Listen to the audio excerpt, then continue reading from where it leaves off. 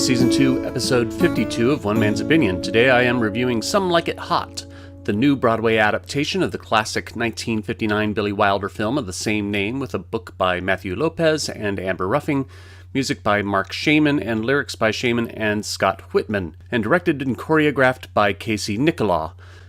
For those who remember, this is not a revival of the musical Sugar, a previous adaptation of Some Like It Hot by Jewel Stein and Bob Merrill that premiered on Broadway in 1972. This is an all-new show with some modern social commentary thrown in for added humor and emotional depth for some of the characters that mostly works. This production of Some Like It Hot is the closest thing to a stage version of a Fred Astaire and Ginger Rogers musical that I've ever seen, with Danny Kaye thrown in there as well. If you're familiar with those films and a film version of Some Like It Hot, imagine if Danny Kaye was Jack Lemmon, Fred Astaire was Tony Curtis, and Ginger Rogers was Marilyn Monroe. That's kind of the template we have here. We have Christian Borle playing Joe, who Tony Curtis played in the movie. Joe and his best friend Jerry, the Jack Lemmon character played by J. Harrison Ghee, are nightclub performers who witness a gangland murder and go on the run to hide from the mobsters led by Spats, played by Marc Lotito. The two men go into hiding disguised as women, joining an all-women jazz ensemble led by band director Sweet Sue, played by Natasha Yvette Williams, and featuring Sugar, the Marilyn Monroe character played by Adriana Hicks. Some Like It Hot is a rollicking good time where almost every dance number is a showstopper as Borle and Ghee tap and sing their way into quite unbelievable situations because, let's be honest, Dustin Hoffman made a more convincing woman in Tootsie than Borle does here. But that's all part of the completely farcical fun of Some Like It Hot. Almost none of this show is believable, whether it be an unescorted all-women's music ensemble traveling across the country, or Borle's drag persona of Josephine, or even Ghee's initial persona of Daphne, which evolves into a much more complex character evolution than what the film was willing to take risks with. But the fact that none of this would be truly believable if we stopped and thought about it too long doesn't matter, because Nicholaw keeps the action moving so quickly that we can be swept away into the insanity that ensues for the following 2.5 hours. The heart of the show is its song and dance numbers.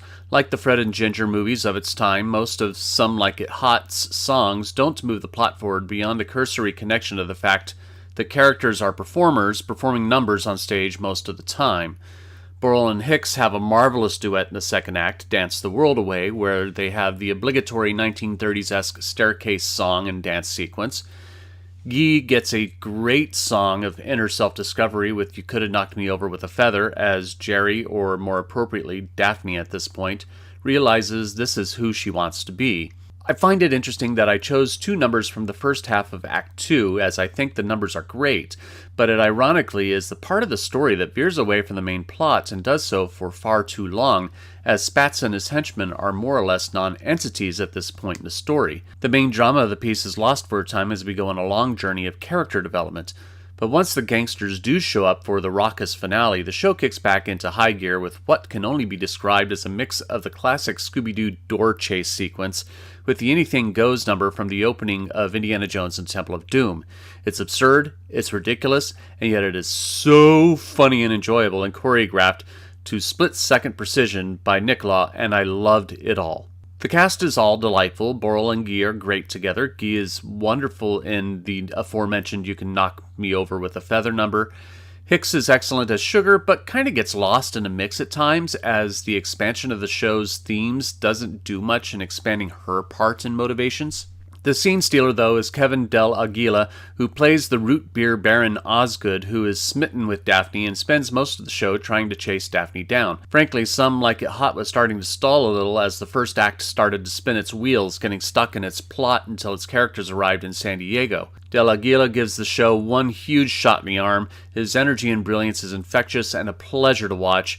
Osgood's pursuit of Jerry, or should I say Daphne, leads to the biggest change in a show versus the film, which I won't mention so as not to ruin what happens for you, though I think it's a great change for a contemporary Broadway audience not bound by censorship codes.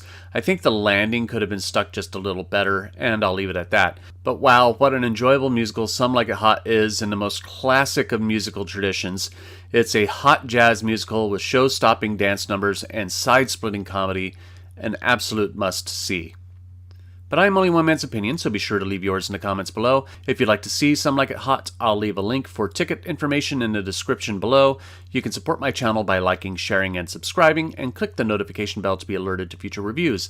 My next review will be the national tour of Come From Away. Thank you for watching, and I will see you at the theater.